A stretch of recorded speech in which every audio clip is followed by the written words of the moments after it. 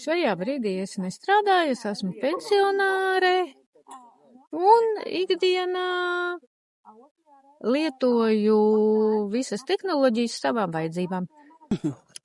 Es esmu vecmāmiņa. Man ir 70, būs drīz gadu. Esmu pensionāra.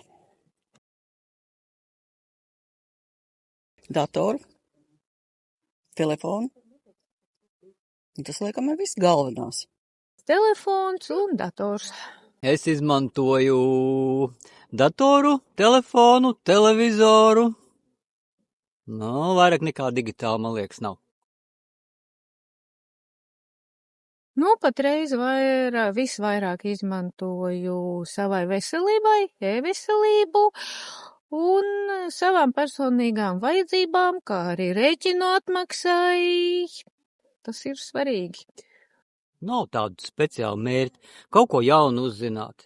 Jā. Dators, piemēram, izklaidēji, galvenokārt, jo darba jautājumu vairs nav. Un telefons arī jaunākām ziņām, jaunākai informācijai. Tādā ziņā. Grūtības sagādā nepārtraukti tas, ka tās mājas lapas tiek nepārtraukti kaut kas mainīts. Tu esi pieradis, tu ātri orientējies, tu tur atrodi, ko tev tur vajag, ja? Bet tu nākošais pieslēdzies, tā lapa ir pilnīgi samainīta, un viņiem pašiem brīžiem iet, brīžiem neiet kaut kas, ja? Teiksim, apmaksājot kādus rēķinus. Angļu valoda. Tāpēc man, piemēram, dators kāpēc strādā krievu valodā, kur es labāk saprotu. Tad grūtības ir tas, ka katru reizi vai ļoti bieži mainās saturs. Arī svešu valodu apgrūtina, ilgāk liek uzkavēties. Tas arī galvenais. Elementiem, krāsām, simboliem. Drīzāk, jā, simboli saistīti ar valodu, un valodas, man angļu valodas nav. Vācu valoda vēl varētu derēt, bet angļu valodas nav, un tāpēc simboli pārsvarā, jā, simbolu nozīme.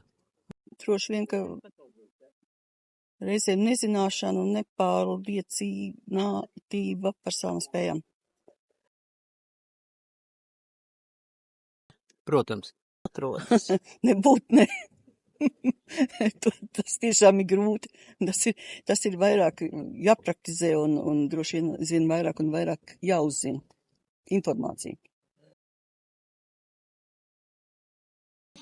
Patiesībā daudzās krāsas nespēlē lomu, kaut gan ir labi, ja, teiksim, būtu atšķirības, kā ir, laikam, bankām ir, ka, teiksim, ja ir maksājumi, tad tas ir, piemēram, kādā oranžā krāsā vai sarkanā krāsā, kas ir izcelt, un tad apakšā ir viss, kur to var atrast. Ir tas lielais iezīmētais un apakšpunkti.